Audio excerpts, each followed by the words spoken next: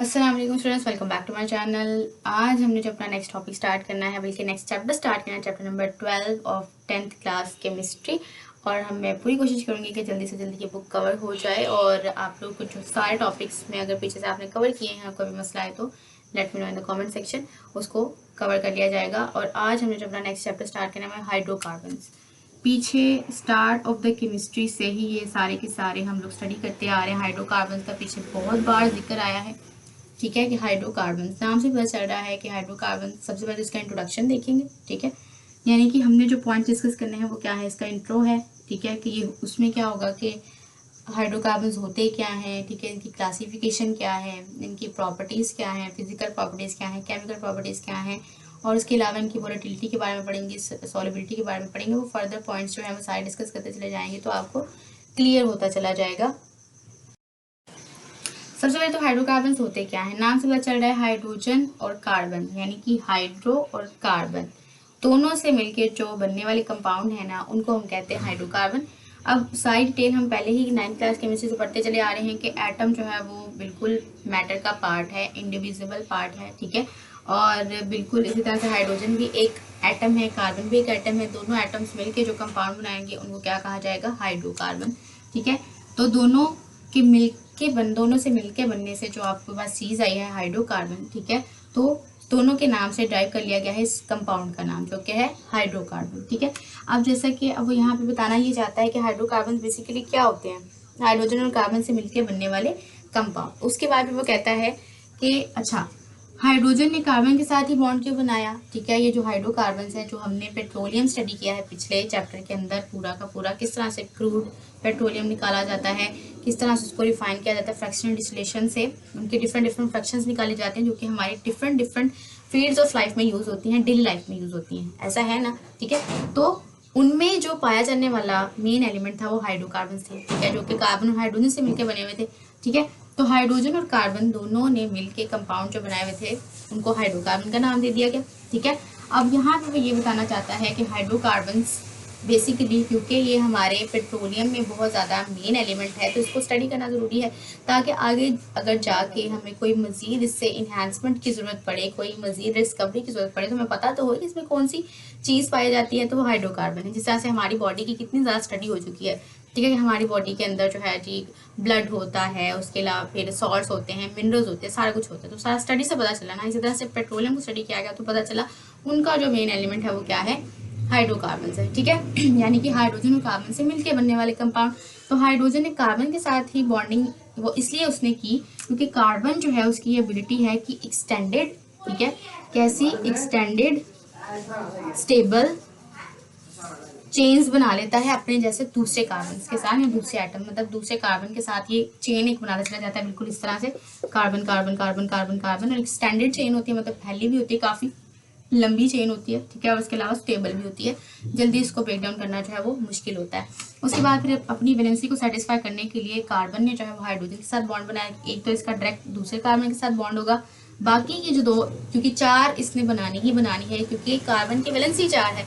अब वैलेंसी वाला टॉपिक एक अलहदा आ जाता है, ठीक है, लेकिन थोड़ा सा बताते हैं यहाँ पे, क्योंकि 9th क्लास में बहुत डिटेल्स ये सारे के सारे टॉपिक्स डिस्कस कर चुके हैं। तो कार्बन की वैलेंसी 4 है, यानी कि उसने 4 दूसरे एटम के साथ बॉन्ड बनाना है, ये उसकी वैलेंसी है, उसकी कैपेसिटी है बॉन्ड बनाने की, कंबाइन करने की। तो कार्बन कार्बन ये बॉन्ड बनाया हुआ है, ठीक है। तो एक इसका इलेक्ट्रॉन सेटिस्फाई, तो कार्बन ने बॉन्ड बनाया हुआ है, ठीक है, यानी कि अगर इसको डॉट एंड क्रॉस से शो किया जाए तो इस तरह से कर सकते हैं ना, ये इस कार्बन का इलेक्ट्रॉन है, ये इस कार्बन का इलेक्ट्रॉन है, ठीक है। तो एक एक तो दोनों का सेटिस्फाइड है, बॉन्ड बना हुआ है, लेकिन बाकी के जो यहाँ पे है, जो यहाँ पे है, जो यहाँ पे, उसको सेटिस्फाई करना भी तो ज़रूरी है, इसके बगैर ये स्टेबल ही नहीं होगा, ठीक है। तो कंपाउंड कैसे बनेगा, जो कि हाइड्रोकार्बन है, ठीक है। तो अब यहाँ पे फिर क्या होगा, ये आपस में कर लेंगे बॉन्डिंग, ठीक है, किसी ऐसे एटम को ढूंढेगा जो इसके साथ एक इलेक्ट्रॉन शेयर करके हाइड्रोकार्बन बना दे और इसकी वैलेंसी सेटिस्फाइड हो जाए। जिसको मजीद एक की ज़रूरत हो इलेक्ट्रॉन के, इसको जो है वो एक इलेक्ट्रॉन से शेयर करके बॉन्डिंग करके स्टेबल हो जाए, तो वो हाइड्रोजन है, ठीक है। उसके साथ में बॉन्डिंग करके इस तरह से लॉन्ग से एक्सटेंडेड से चेन बना ली, कार्बन कार्बन कार्बन कार्बन जुड़ते गए और अपनी वैलेंसी को हाइड्रोजन के साथ अटैच करके सेटिस्फाई करते गए, और हमारे पास एक स्टेबल कंपाउंड बन गया, वो क्या था, हाइड्रोकार्बन, ठीक है जी। उसके बाद फिर हमारे पास वो कहता है हाइड्रोकार्बन्स की जनरल, वो कहता है कि क्लासिफिकेशन किस बेस पे की गई है, अगर इसकी क्लासिफिकेशन की बात करें तो क्लासिफिकेशन इसकी की गई है on the basis of bonding. पहले इसकी क्लासिफिकेशन इस पे की गई है बेस ऑफ बॉन्डिंग की बेस पे के नेचर ऑफ बॉन्डिंग क्या है, ठीक है। अब हाइड्रोकार्बन एक तरह के नहीं है, बिल्कुल वैसे ही जैसे कि कपड़ा है, ठीक है। जैसे कि कपड़ा है तो एक तरह का तो नहीं है, उसमें क्या उसको बोलते हैं, रेशम का कपड़ा भी आ जाता है, लिनन का कपड़ा भी आ जाता है, उसके अलावा खद्दर भी आ जाता है, उसके अलावा अब तो कितनी वैरायटी निकल आई है ना, ठीक है, कपड़े की। तो इसी तरह से जो हाइड्रोकार्बन है, ठीक है, वो भी एक तरह के नहीं होते, उनमें भी डिपेंड करता है कि उसमें बॉन्डिंग की नेचर क्या है, उसकी बेस पे इनकी क्लासिफिकेशन कर दी गई है। तो अगर तो बॉन्ड जो है हाइड्रोकार्बन में वो सिंगल है, यानी कि कार्बन कार्बन के दरमियान में सिंगल बॉन्ड पाया जा रहा है, ठीक है, यानी कि कार्बन कार्बन के दरमियान में सिंगल बॉन्ड है, तो इसका मतलब क्या है कि वो क्या है, अल्केन्स। अगर कार्बन कार्बन के दरमियान में डबल बॉन्ड है तो वो क्या है, अल्कीन। और उसके अलावा अगर कार्बन कार्बन के दरमियान में ट्रिपल बॉन्ड है तो वो क्या है, अल्काइन। ठीक है जी, पहले ही मैंने ये बता दिया आई थिंक। हाँ जी, डिपेंडिंग ऑन। उसके अलावा एक और भी है जो कि है रिंग्स की फॉर्म में अगर हाइड्रोकार्बन मौजूद है, यानी कि कार्बन कार्बन साइक्लिक फॉर्म में मौजूद है तो स्ट्रेट चेन बनाएंगे ना, लेकिन अगर ये कहीं पर रिंग बनाना शुरू कर दें तो एक और टाइप बन जाती है हाइड्रोकार्बन की, और वो क्या होती है, वो होती है एरोमेटिक। क्या हो जाती है, एरोमेटिक। यानी कि पहले ये कार्बन कार्बन स्ट्रेट चेन बना रहे थे, लेकिन यही कार्बन कार्बन जो है वो इस तरह से बन के तो एक चेन की फॉर्म में अरेंज हो जाए तो वो होंगे एरोमेटिक, यानी कि क्या होगी, उनकी चेन होगी, सही है, मतलब कि रिंग होगी। ओके जी। उसके बाद हर कार्बन एटम जो है वो 4 बॉन्ड्स उसके बनाना जरूरी है, जो कि मैंने पहले बता दिया। अच्छा, पीरियोडिक टेबल पे मैंने एक लेक्चर शूट किया हुआ है, लेकिन उसका रिजल्ट आई थिंक इतना अच्छा नहीं है, और वॉइस भी शायद क्लियर नहीं है, लेकिन मैं एक दोबारा से उस पर जो है वो लेक्चर बना दूंगी। लेकिन वैलेंसी का उस पर बहुत ईजिली जो है वो कॉन्सेप्ट दिया गया है कि किस तरह से जो है वो कार्बन की वैलेंसी क्यों है 4, ठीक है, कि सारा जो है वो एक्सप्लेन किया गया है। ग्रुप नंबर क्या है, वो क्या शो करते हैं, वो क्या उसका पीरियड नंबर क्या है, वो क्या शो करते हैं, सारा कुछ। तो वैलेंसी जो है वो इसकी 4 है, क्योंकि ये 4th group of periodic table से बिलोंग करता है। उसके जितने भी एलिमेंट्स है उस ग्रुप के, उन सब की वैलेंसी 4 होगी, यानी कि आटोमर शेल में 4 इलेक्ट्रॉन होंगे, ठीक है। तो ये 4 बॉन्ड बना सकते हैं। तो कार्बन जो है वो फर्स्ट पे आता है, तो ये क्या कर सकते हैं, 4 इलेक्ट्रॉन के साथ बॉन्डिंग करके, मतलब 4 दूसरे एटम से बॉन्डिंग करके अपने आप को स्टेबलाइज कर लेगा, चाहे वो एक दूसरा कार्बन ही हो, ठीक है, यहाँ पे कोई और एटम हो जाए, ठीक है जी।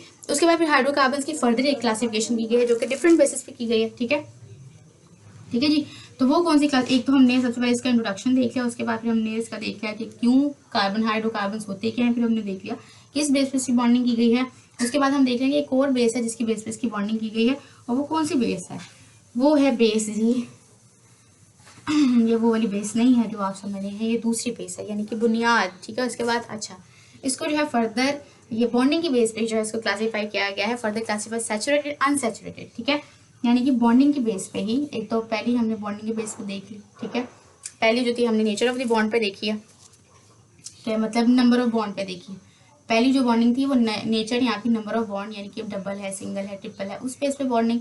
अब जो बॉन्डिंग देख रहे हैं वो किस बेस पे है, वो है हमारी, वो भी बॉन्ड की बेस पे है, लेकिन उसकी बेस पे उनकी नेचर पे फर्क पड़ जाएगा। जैसा कि कौन सी है, एक है हाइड्रोकार्बन सैचुरेटेड और एक है हाइड्रोकार्बन अनसैचुरेटेड, ठीक है, सैचुरेटेड एंड अनसैचुरेटेड, ठीक है जी। अच्छा, सैचुरेटेड अनसैचुरेटेड का कॉन्सेप्ट जो है वो 9th क्लास केमिस्ट्री में हमने चैप्टर नंबर आई थिंक 6 में पूरा डिटेल्स इसको डिस्कस किया, सैचुरेटेड अनसैचुरेटेड क्या है। तो सैचुरेटेड सोल्यूशन वो होता है जिसमें मजीद जो है वो कोई गुंजाइश नहीं होती मजीद किसी चीज़ को ऐड अप करने की, उसको कहते हैं सैचुरेटेड, ठीक है। और अनसैचुरेटेड वो चीज़ होती है जो कि जिसके अंदर भी कैपेसिटी होती है किसी और के साथ वो बॉन्डिंग बना ले, ठीक है। इसकी हाइड्रोकार्बन की जुबान में ये बता रही हूँ, वैसे इसका यही है, सोल्यूशन की फॉर्म में देखा जाए तो जो मजीद अपने अंदर हल नहीं कर सकता वो सैचुरेटेड है, जो मजीद अपने अंदर हल कर सकता है वो अनसैचुरेटेड। लेकिन अगर हाइड्रोकार्बन की बात करिए तो अगर इसमें ऐसे हाइड्रोकार्बन है जैसे कि जिसमें सिंगल बॉन्ड है, ठीक है, जिसमें क्या है, सिंगल बॉन्ड है, तो ये सैचुरेटेड है, मतलब इनमें कोई जगह मौजूद नहीं है कि कोई और एटम आके इनमें अटैच हो जाए या फिर इनके साथ बॉन्डिंग कर ले, क्योंकि इनकी वैलेंसी जो टोटली सेटिस्फाइड है। क्या नहीं है, ज़रा चेक कर लेते हैं। जैसा कि इस कार्बन का इलेक्ट्रॉन, इस कार्बन का इलेक्ट्रॉन, ठीक है, उसके अलावा इस कार्बन के 4 इलेक्ट्रॉन हमने ये डॉट से शो कर दिया, डॉट एंड क्रॉस फार्मूला हमने पढ़ा हुआ है, ठीक है। अगर आपने वो नहीं देखा हुआ, इस 10th क्लास केमिस्ट्री में मैंने पिछले लेक्चर्स में जो है उसको डिस्कस किया, डॉट एंड क्रॉस, यानी कि एक एटम के इलेक्ट्रॉन्स को हम डॉट से शो कर देते हैं, दूसरे एटम जिसके साथ उसने बॉन्डिंग उसको क्रॉस से शो कर देंगे, ताकि हमें डिफ्रेंशिएट हो सके कौन सा इलेक्ट्रॉन किस एटम से आ रहा है, ठीक है।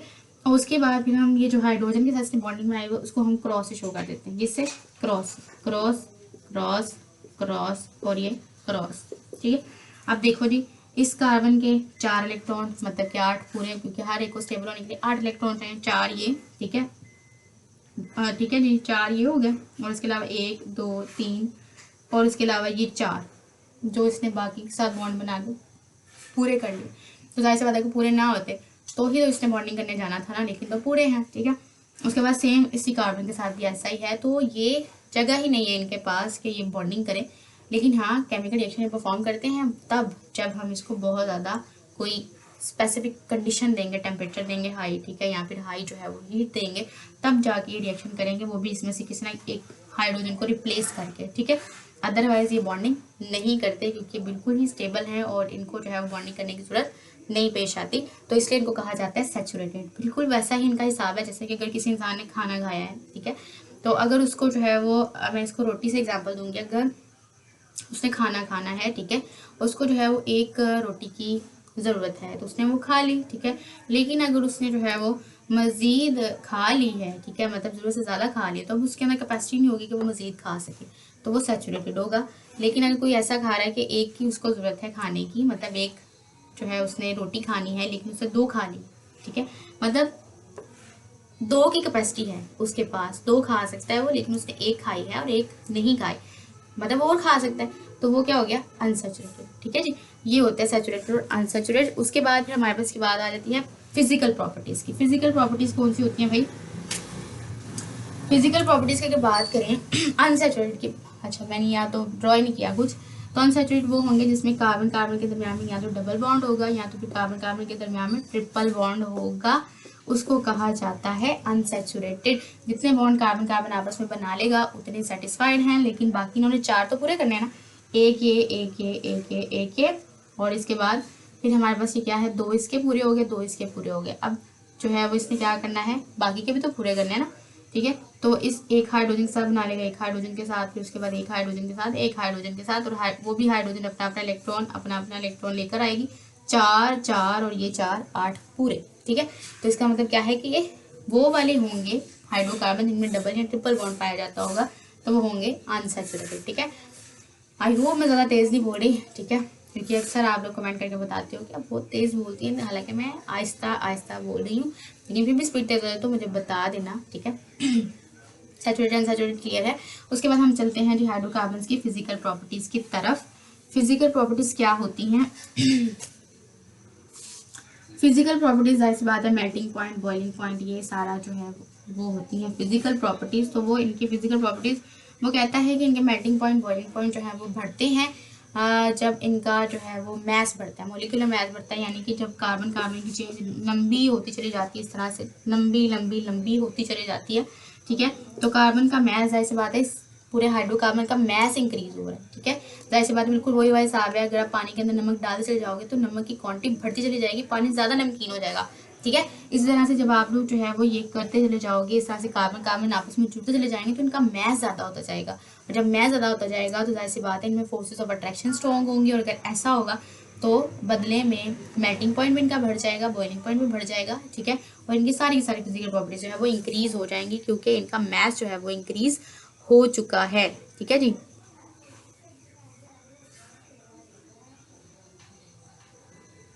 ठीक है जी।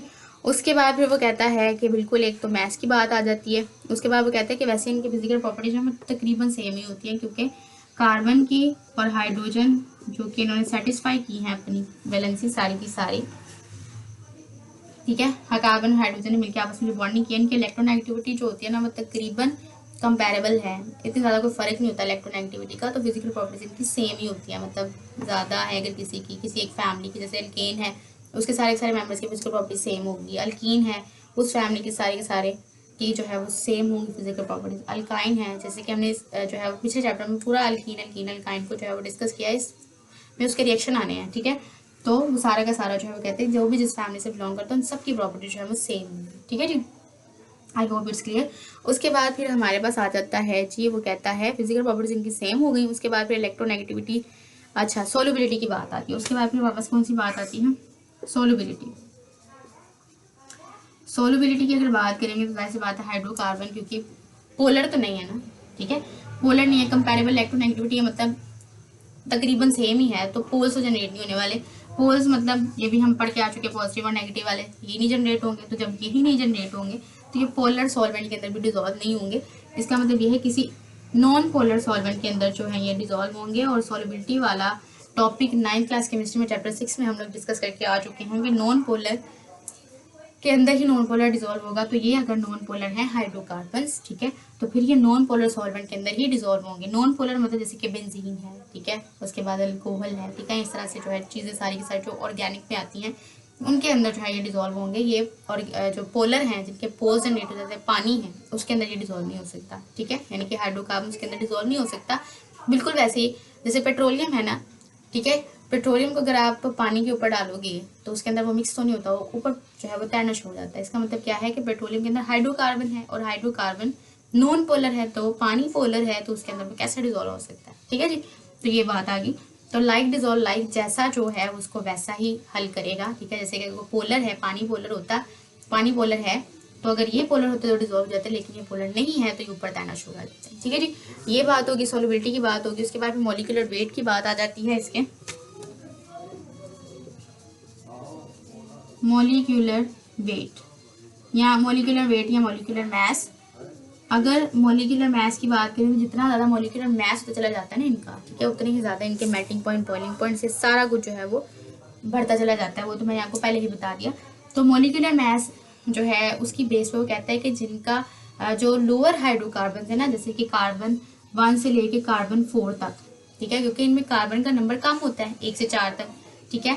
पहले वाले हाइड्रोकार्बन में कार्बन 1 होती है, फिर 2, फिर 3, फिर 4, ठीक है। तो ये वाले जो हाइड्रोकार्बन है ना, ये रूम टेम्परेचर पे गैसेज होते हैं, ठीक है। क्या होते हैं, गैसेज, गैसेज होते हैं क्योंकि इनमें नंबर ऑफ कार्बन कम होते हैं, तो फोर्स ऑफ अट्रैक्शन काफ़ी वीक होती हैं, तो ये गैसेज होते हैं। बिल्कुल वैसे जैसे सॉइल, लिक्विड और गैस होते हैं ना, बिल्कुल वैसे ही, लेकिन यहाँ पे कार्बन नंबर पे डिपेंड करता है।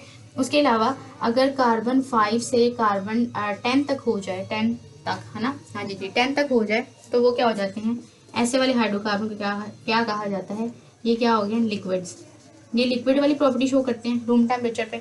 और अगर कार्बन जो है वो इससे ऑनवर्ड हो गया, 11 से ऑनवर्ड चला गया है, तो वो सारे के सारे हाइड्रोकार्बन क्या होंगे, उन हाइड्रोकार्बन को हम क्या कहेंगे, सॉलिड्स हैं रूम टेम्परेचर पे, जिनमें कार्बन का नंबर जो है वो 10 से ज़्यादा है, ठीक है, यानी कि 10 से ऑनवर्ड ज़्यादा है। तो ये सारी की सारी जो थी इसकी प्रॉपर्टीज थी। उसके बाद फिर हमें वो बताना चाहता है, जैसे कि मॉलिक्यूलर मैस की बात हो गई।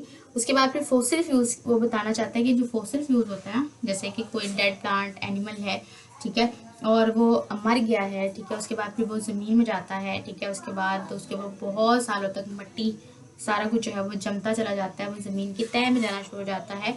और फिर क्या होता है, उसके ऊपर माइक्रो ऑर्गेनिज्म अटैक करते हैं। उसके बाद फिर क्या होता है, उसके ऊपर जो है वो केमिकल रिएक्टिविटी होती है, जिसके नतीजे में क्या हो जाता है, वो फ्यूल बनना शुरू हो जाता है, जो कि फॉसिल फ्यूल होता है। तभी तो जो आपके केमिस्ट लोग होते हैं यहाँ पे जो कानकुनी वगैरह करते हैं, तो वो खोद के निकालते हैं ना तेल को, ठीक है, ज़मीन से निकाला जाता है, जो प्योर फॉर्म में तेल होता है, क्रूड ऑयल जो होता है, ठीक है। फिर उसके बाद उसके फ्रैक्शनल डिस्टिलेशन किए जाते हैं, जिससे उसके डिफरेंट जो है फ्रैक्शंस बनाई जाती हैं। और फिर क्या होता है, फिर मेरा मार्कर गिर जाता है, फिर मैं उसको पकड़ लेती हूँ। अच्छा, फिर जो है वो डिफरेंट पर्पजेस के लिए यूज़ किया जाता है उसको, ठीक है जी।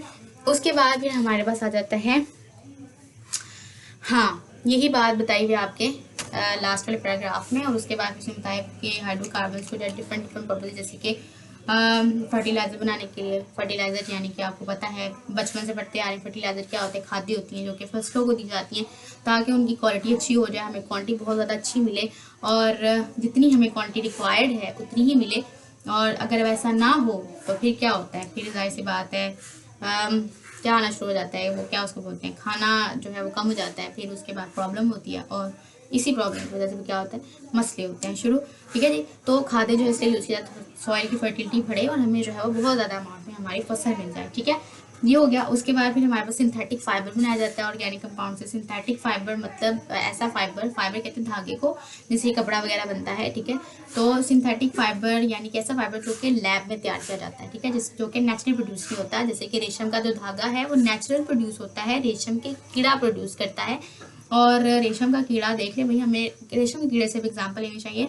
एक रेशम का कीड़ा जो है वो मरने से पहले सालों तक की रेशम जो है वो पैदा करके जाता है, ताकि इससे जो है कपड़ा बनाए। हालांकि कीड़े को तो समझ नहीं होती कि इससे कपड़ा बनना है, लेकिन फिर भी मरने से पहले भी इतना ज़्यादा जो है वो रेशम छोड़ के जाता है कि हमें इतना फ़ायदा होता है, हम इससे इतना ज़्यादा कपड़ा बना लेते हैं, डिफरेंट पर्पजेज़ के लिए उसको यूज़ कर लेते हैं। तो हम इंसान हो के ऐसा क्यों नहीं करते कि हम भी कुछ ऐसा करें जिससे क्या हो, किसी का फ़ायदा हो जाए, किसी को कोई जो है वो कोई अच्छा हो जाए उसकी लाइफ में। इससे अच्छी बात तो हो सकती है, लेकिन लोग जो है वो ऐसा नहीं करते। वो जो है वो बस ब्लेम गेम में लगे रहते हैं। अक्सर अपने स्टूडेंट्स के साथ डिस्कस करती थी ये बात कि ब्लेम गेम जो है वो तब होना चाहिए जब आपके अंदर कोई कैपेबिलिटी ना हो, आप कुछ कर ना सकते हो, तनकीद ही आपका सिर्फ एक काम रह गया हो, फिर आप ये कर लें। लेकिन अभी तो आप बिल्कुल जो है वो स्टार्टिंग स्टेज पे हैं और आप लोग बहुत कुछ कर सकती हैं। तो तनकीद तभी आपके अंदर आती है तब आपको कोई चीज़ बुरी लगती है, ठीक है। तो ऐसी बात है, बुरा लगता है, बहुत कुछ लगता है, तो उसको जो है वो अपने तौर पर सही करने की कोशिश करनी चाहिए, बजाय इसके कि सिर्फ तनकीद ही करते चले जाओ और करो कुछ ना। तो ये बात जो है वो थोड़ी सी गलत हो जाती है। ओके जी, तो हम हाइड्रोकार्बन पे वापस आ जाते हैं। सिंथेटिक फाइबर हो गया, उसके बाद फर्टिलाइजर्स भी हो गए, उसके बाद रबर भी हो गया, प्लास्टिक भी हो गया। वो भी जो है ऑर्गेनिक कंपाउंड से बनाए जाते हैं। प्लास्टिक के लिए जो है हम लोग ऑयल्स इस्तेमाल करते हैं ना, तो हाइड्रोकार्बन जो है वो ज़्यादातर उसमें ऑयल्स हमें मिलते हैं, तो प्लास्टिक में भी उसको जो है वो यूज़ कर लिया जाता है। उसके अलावा रबर बनाने के लिए भी जो है वो हाइड्रोकार्बन का यूज़ किया जाता है। तो ये सारा का सारा जो इसका इंट्रोडक्शन था। आई होप इट्स क्लियर। वीडियो बहुत ज़्यादा लंबा हो रहा है, लेकिन मैं ये चाह रही हूँ कि मैं हाइड्रोकार्बन का जो स्टार्टिंग वाला है ना, मैं टाइप्स और उसके बाद इसकी क्लासिफिकेशन तक वो सारा डिस्कस कर लूँ, ताकि आप लोग जो है वो हाइड्रोकार्बन को देखने के लिए नेक्स्ट वीडियो पे या नेक्स्ट लेक्चर पे ना जाओ, इसी में सारा कवर हो जाए। आई होप अभी तक जो मैंने पॉइंट्स डिस्कस किए वो आपको क्लियर हो गए हैं, ठीक है। फिर भी कोई मसला हो तो let me know in the comment section. Okay जी, तो हाइड्रोकार्बन्स के मेन पॉइंट्स यही थे कि क्या होते हैं, प्रॉपर्टीज़ क्या हैं, कहाँ पे यूज़ होता है, ठीक है। तो वही हमने अभी तक डिस्कस किया। अब आगे हम जो है वो हाइड्रोकार्बन्स की प्रॉपर डेफिनेशन की तरफ जाने वाले हैं कि हाइड्रोकार्बन्स की प्रॉपर डेफिनेशन क्या है। ये इंट्रोडक्शन था कि पूरे चैप्टर में हम पढ़ने क्या वाले हैं, ठीक है। तो यही सारा कुछ पढ़ने वाले हैं, ठीक है जी। हाइड्रोकार्बन्स होते क्या हैं, ठीक है। उसके बाद फिर अल्कीन अल्काइन के बारे में पढ़ेंगे, उनके रिएक्शंस के बारे में पढ़ेंगे, सारा कुछ। उसके बाद फिर हम आ जाते हैं हाइड्रोकार्बन्स की मेन डेफिनेशन पे कि हाइड्रोकार्बन्स होते हैं वो ऐसे कंपाउंड होते हैं मेड ऑफ, मैं पूरा नहीं लिख रही, जैसे बुक पे लिखा हुआ है, मैं थोड़ा सा लिख के बताऊंगी कि ये जो होते हैं ना, ये किसके बने हुए होते हैं, made of carbon and hydrogen atoms. यानी कि ऐसे कंपाउंड जो कि कार्बन और हाइड्रोजन से मिलकर बने होंगे, इनको क्या कहा जाएगा, हाइड्रोकार्बन। पेपर में डेफिनेशन लिखना जो है वो जैसे आपकी बुक पे लिखी है वैसे लिखना जरूरी है, क्योंकि जो आपका एग्जामिनर होता है ना, उसने पेपर आपकी बुक से देख के चेक करना है। ऑल्दो आप लोग कॉन्सेप्ट जो है वो लगा सकते हो, लेकिन जो मैंने अपने टीचिंग कैरियर में बात सीखी है वो यही है कि उन्होंने कहा है कि अपनी सेंस ना लगाएं ज़्यादा। हालांकि ये बात गलत है, ठीक है। और वैसे भी मैट्रिक क्लास तक जो है वो इंग्लिश इतनी ज़्यादा अच्छी कोई नहीं होती, तो आप बुक से ही जो है वो कर लें, ज़्यादा बेहतर बात है। तो डेफिनेशन पर बेसिकली आप लोग, क्योंकि उसने आपकी डेफिनेशन को जो है वो एज इट इज़ ही चेक करना है, तो आप लोग जो है वो बिल्कुल ऐसे ही करो। और अगर एक्सप्लेनेशन में थोड़ा बहुत चेंज भी हो जाए तो उसका कोई मसला नहीं है, ठीक है। तो हाइड्रोकार्बन जो कि ऐसे कंपाउंड जो कि कार्बन और हाइड्रोजन से मिलकर बने होंगे वो होता है हाइड्रोकार्बन, ठीक है। उसके बाद इसकी टाइप्स होती है, इसकी क्लासिफिकेशन होती है, जो कि हम पहले डिस्कस कर चुके हैं इंट्रोडक्शन में, लेकिन अब इसको मज़ीद एलेबोरेट करेंगे। तो क्या है उसकी टाइप्स इसकी बेस करती हैं किसके ऊपर, इसकी जो है वो टाइप्स बेस करती हैं नंबर ऑफ किसके ऊपर, बॉन्डिंग के ऊपर, ठीक है। इस पे हाँ जी, बॉन्डिंग के ऊपर दो मेन क्लासेस पे इसको डिवाइड किया गया है। वो कौन सी है, एक हमारे पास होते हैं ओपन चेन, ठीक है। मेन जो है वो क्या है, एक होते हैं ओपन चेन हाइड्रोकार्बन, दूसरे कौन से होते हैं, closed chain hydrocarbon. Close chain hydrocarbon, जो ओपन चेन हाइड्रोकार्बन होते हैं ना, ये हमारे पास होते हैं दो तरह के, ठीक है, जो कि क्या होते हैं, सैचुरेटेड, और उसके अलावा और कौन से होते हैं, अनसैचुरेटेड, ठीक है, जो कि हम पहले पढ़ चुके हैं, इंट्रोडक्शन है, ठीक है। अच्छा, ओपन चेन वो होंगे जिसमें जो कार्बन है ना, आपस में स्ट्रेट चेन बनाते चले जाएंगे, ठीक है। और उसका कोई सिरा जो है, जैसे ये कार्बन जो है इस कार्बन के साथ मिलता नहीं होगा, पहला और आखिरी वाला कार्बन आपस में मिलता नहीं होगा, बिल्कुल ये स्ट्रेट चेन होंगे, ठीक है। तो ओपन चेन कहा जाता है, इनको एलिफेटिक हाइड्रोकार्बन भी कहा जाता है, ठीक है जी। उसके अलावा इनका जनरल फार्मूला भी है सैचुरेटेड का, क्या है, CnH2n+2। और अगर अनसैचुरेटेड का देखा जाए तो उसमें अल्कीन और अल्काइन आ जाते हैं। तो अल्कीन का जो फार्मूला है वो है CnH2n, ठीक है, और जो अल्काइन है उसका फार्मूला है CnH2n-2, ठीक है जी। आई होप कि मैं बिल्कुल करेक्ट हूँ। जी हाँ, बिल्कुल यही है फार्मूला, ठीक है जी। अल्कीन का फार्मूला यही है और अल्काइन का फार्मूला ये है। तो यहाँ पे वो यही बात बता रहे कि ओपन चेन में वो जिसमें कार्बन कार्बन की कुछ ही नहीं चेन बना के चले जाएंगे, और पहला वाला कार्बन जो है चेन का और जो आखिरी वाला कार्बन है चेन का वो आपस में कनेक्ट नहीं हो सकते, इसी को क्या बोलेंगे ना, स्ट्रेट चेन, ठीक है। उसके बाद फिर हमारे पास होता है ओपन चेन की जो है आगे से फर्दर टाइप से सैचुरेटेड, अनसैचुरेटेड, ठीक है। सैचुरेटेड वो होंगे ये भी स्ट्रेट चेन ही, ठीक है, लेकिन इनमें क्या होगा, इनमें जो है वो सिंगल बॉन्ड पाया जाएगा, ठीक है। सैचुरेटेड वाले ओपन चेन सैचुरेटेड में सिंगल बॉन्ड होगा कार्बन कार्बन में सारी की सारी चेन में, ठीक है। और अनसैचुरेटेड में जो है वो किसी क्या हो सकता है कि चेन में डबल या ट्रिपल बॉन्ड पाया जा सकता है, ठीक है, बिल्कुल ऐसे ही। अच्छा, ये सैचुरेटेड की एग्जांपल ले लो, अनसैचुरेटेड में आप ये ले लो डबल बॉन्ड, ठीक है, फिर उसके बाद इस तरह से पूरी की पूरी एक चेन चल रही है, ठीक है। और ट्रिपल बॉन्ड वाली अनसैचुरेटेड की अगर बात की जाए तो उसमें कार्बन कार्बन के दरमियान में ट्रिपल बॉन्ड जरूर होगा, ठीक है। और इसको हम क्या कहेंगे, अनसैचुरेटेड, ठीक है, जिसमें अभी मजीद जगह है कि वो बॉन्डिंग कर सकते हैं, ठीक है, लेकिन सैचुरेटेड में जगह नहीं होती है, हम बात पहले डिस्कस कर चुके हैं, ठीक है जी। I hope it's clear. उसके बाद फिर जो क्लोज चेन है ना, क्लोज चेन का मतलब क्या है कि कार्बन कार्बन जो है, पहला कार्बन और एंड वाला कार्बन आपस में जुड़ रहे होंगे, ठीक है। जैसे कि मैंने आपको एग्जाम्पल दी थी क्लोज चेन की, बेंजीन, ठीक है, बेंजीन, जिसमें जो है ना कार्बन कार्बन एक रिंग की फॉर्म में अरेंज हो, उसको कहते हैं क्लोज चेन। जैसे कि carbon carbon carbon carbon carbon और कार्बन, ठीक है। बाकी कार्बन ने अपनी वैलेंसी जो है वो किसके साथ सेटिस्फाई की होगी, हाइड्रोजन्स के साथ। अगर इसको मैं कार्बन कार्बन शो ना करूँ तो बेंजीन को हम लोग ऐसे लिखते होते हैं, ठीक है। और यहाँ पे जो है यहाँ पे यहाँ पे डबल बॉन्ड भी होता है, और इसको हम क्या कहते हैं, बेंजीन, जो कि हाइड्रोकार्बन है और क्लोज चेन है, ठीक है, यानी कि रिंग शेप में है, तो इसको हम बोलेंगे हाइड्रोकार्बन, ठीक है। और ये था जी हमारा introduction. I hope it's clear. और फिर भी कोई मसला हुआ तो let me know in the comment section, और ज़रूर बताना, प्लीज़ अपना फीडबैक देना ताकि कोई इम्प्रूवमेंट हो। हालांकि आप लोग जो है वो करते हो इस तरह से, स्टूडेंट्स बताते हैं कि थोड़ा सा वॉइस इशू है, थोड़ा लाइट का इशू है, तो अब तो मुझे लाइट अच्छी लग रही है, लेकिन अभी आप चाहते हो कि और लाइट हो, बिल्कुल ही वाइड ही हो जाए, ठीक है। तो फिर आप देख लो तो फिर कैसे नज़र आएगा, ठीक है। पहले मैं जो स्टार्टिंग वाली वीडियो थी उसमें ये था कि लाइट का बड़ा इशू था, कि बिल्कुल स्टार्ट था, ठीक है, और मुझे बिल्कुल पता नहीं था। आहिस्ता आहिस्ता वो कहते हैं ना, जिस चीज़ में जब जाते हो तो फिर आहिस्ता आहिस्ता पता चलता चला जाता है, ठीक है। तो मुझे भी आहिस्ता आहिस्ता पता चला, सही है। तो अभी जो है, हाँ, इस तरह से, ताकि सारा नज़र आ जाए, ठीक है। तो क्या बोल रही थी मैं, हाँ, सारा जो है वो आपको आहिस्ता आहिस्ता पता चलता जाता है, और आप लोग अपना फीडबैक दोगे तभी तो इम्प्रूवमेंट होगी ना। तो बिल्कुल आप बता सकते हो, और मुझे अच्छा लगता है कि आप अपना फीडबैक देते हो कि बिल्कुल अच्छे तरीके से और ज़्यादा इम्प्रूवमेंट हो सकती है। तो इम्प्रूवमेंट जाहिर सी बात है लाइफ का हिस्सा है, और सीखने का अमल तो लास्ट मोमेंट तक ख़त्म नहीं होता। तो बिल्कुल आप बताया करें, ठीक है, अपना फीडबैक दिया करो। और माय डियर स्टूडेंट्स, हाँ जी, बिल्कुल आपको तो मैं भूल नहीं सकती, तो आपने इतना ज़्यादा प्यार दिया है।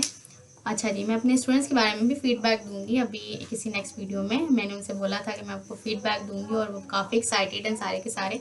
तो इंशाल्लाह मैं ज़रूर जो है वो फीडबैक दूंगी। आप वो वाली वीडियोस भी देखिएगा जिसमें अपने स्टूडेंट्स का, जो उन्होंने मुझे प्यार किया है, ठीक है, जो मैंने उनसे प्यार किया, वो तो नहीं, जाहिर सी बात है, हमने कोई वो शूट नहीं किया, सिर्फ गिफ्ट्स का शूट किया था, तो वो मैं आपको दिखा दूँगी, ठीक है जी। और बिल्कुल लेक्चर समझ में आया हो तो उसके नोट्स बना लेना, और उसके अलावा अपना फीडबैक ज़रूर देना। और इसके अलावा सरप्राइज़ है एक, ठीक है, और नेक्स्ट वीडियोज़ में आपको नज़र आ जाएगा। तब तक के लिए थैंक यू सो मच, और बिल्कुल फीडबैक ज़रूर देना, it means a lot to me. Then next lecture में मिलेंगे, तब तक के लिए thank you so much and अल्लाह हाफिज़।